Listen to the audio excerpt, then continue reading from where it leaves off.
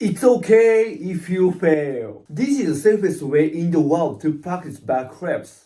Hello, I'm Bkoji. First, not many people think that backflips are very difficult. The backflip rotation is just 360 degrees and the rotation speed is slow. The backflip is easier than half spin because you don't use edges either. As proof, when I first successfully did the backflip, I was a beginner who couldn't even do a front side or back side 180. I could only do the straight jump in the ground like this. The only skill you need is straight jump. No other skill or knowledge is required. Now let me show you the safest way in the world to do this easy trick. And by the way, I'm not gonna tell you to do the backflip as a facility. It's all done on the slopes. I've seen a lot of people hit their heads and get injured right here on the lip at this facility. So if you haven't practiced backflips on a trampoline, I would recommend the first attempt at a facility. If you wanna try it, it's safer to try a ramp you made which has a softer lip. Let's get started! This is the safest way in the world to practice backflips. Step 1. The table flip.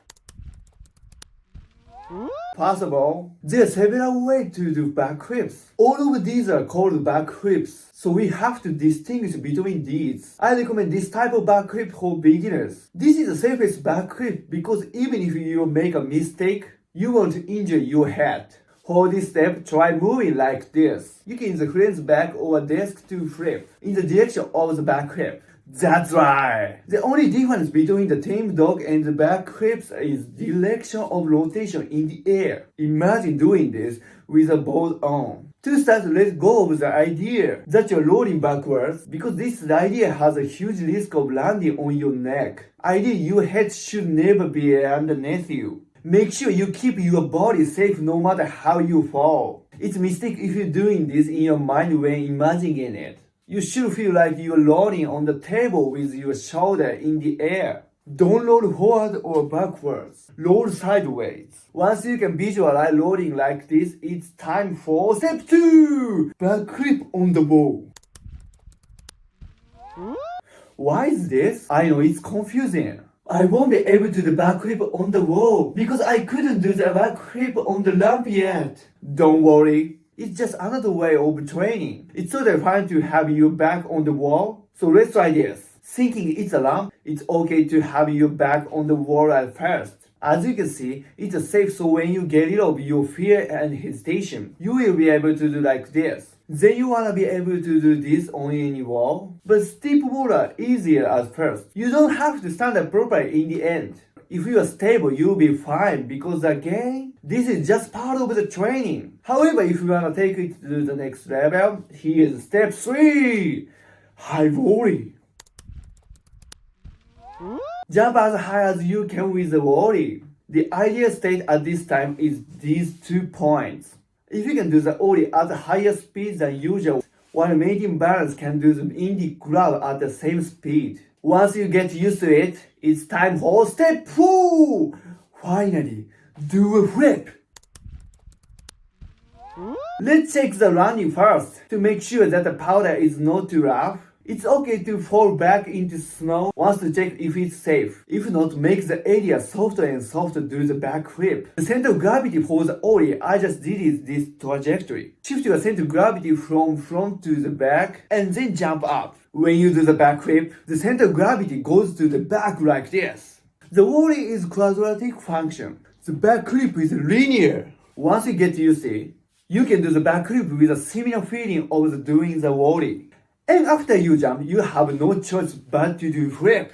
Do flip with the indie grab. Don't let your head go straight down at any moment. And if you can swing your arms and head fast as you can, or even go around 1.5 flips at first, it's safer to over-rotate and hold on your back than to under-rotate and risk your head and neck. So let's over-rotate carefully, especially on the first try. Once you can over-rotate, you are all ready to go. Gradually adjust your rotation until you can stand up. Especially learn how to reduce the rotation. Reduce the swing of your arms. Lighten the leg tack. Stop grabbing too fast. After a couple of failures, You get it right and you can land it. It's true. I often say this phrase, practice how to let go of your fear. I think everyone who can do the backflip will agree with me. For example, you often see the situation when you can try horizontal rotation without getting nervous, but you can't this trick. But there's literally no one like this. I'm not scared at all, but I can do it. So anyone can do it as long as they can overcome their fear. But the fear is your worst enemy. In this case, fear is the last boss. The fear will grow bigger when you fail and feel even a little pain. So I always say, please choose a day and place well for your first attempt. I will correct the explanation you often see in other lesson videos. There are many such explanations, so please be careful not to be fooled.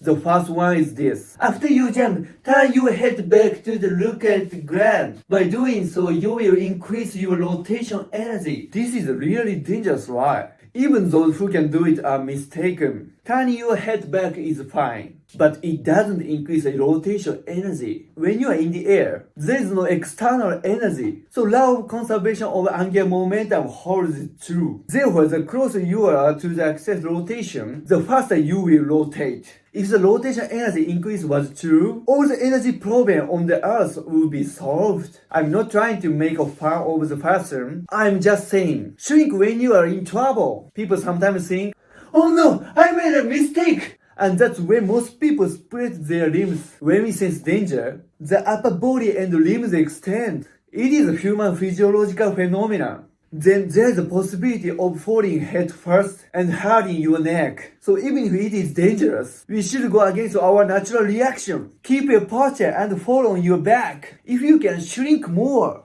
try to contract even more, and make your rotation force even fast, and aim to land on your feet. The second physically incorrect explanation I've heard elsewhere. After you jump, you can do a flip without contracting. This is confirmed right in this video. I can do the backflip without contracting. If you are under rotating, there's 3 points to correct this. Prior axial conservation angular momentum and height. There's absolutely no other way. The reason why I'm able to the flip is I'm swinging arms and heads as fast as I can. That's why I can get around these sides. The difference between us is prior action. Before jumping, the rotation force is determined by swinging your arms, legs, head, and upper body. Then after the jump, the rotation speed is determined by the distance from the axis of rotation. And I made a backflip with a prior action and without any shrinking, so it is just a lump size. If you do under rotate or if you over rotate, there are only these reasons. The angle of lump changes the speed of rotation because the lump helps with the prior action. When it does, trust physics.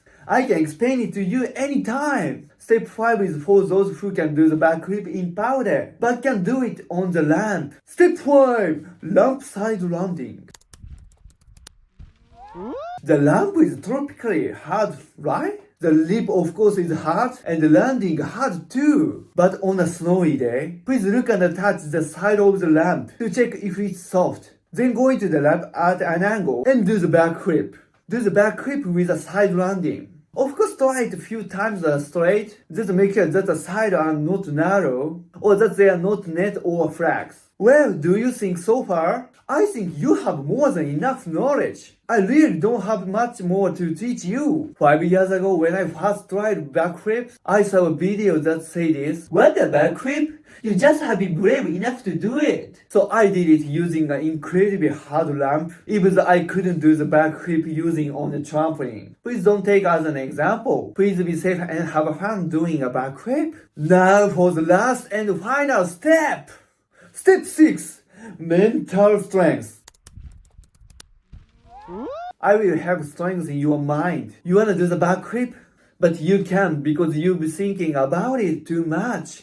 I prepared phrases of encouragement for you. This is one of my favorite phrases. Aerodynamically speaking, carpenters can't fly. Their wings are too small for their weight, but they can fly. Physically, they are not supposed to be able to fly. Isn't this the same as you with backflip? You all already have more than enough knowledge, and you made it perfectly. And yet, when you try to do it, you think like this. I can do the backflip. I feel like I'm going to fall on my head. It doesn't make sense to keep thinking like this. A carpenter does not know he cannot fly, but it just flaps its wings as fast as it can and flies into the sky. You like this bee? Do not think about anything, but believe in yourself. Let's do the backflip as best as we can. Just like this bee flying. If you overcome your fear, you won't fall on your head. So you may be pretty nervous when you go around for the first time. But you must imagine you are carpenter bee and fly. Have a nice bee life. Goodbye.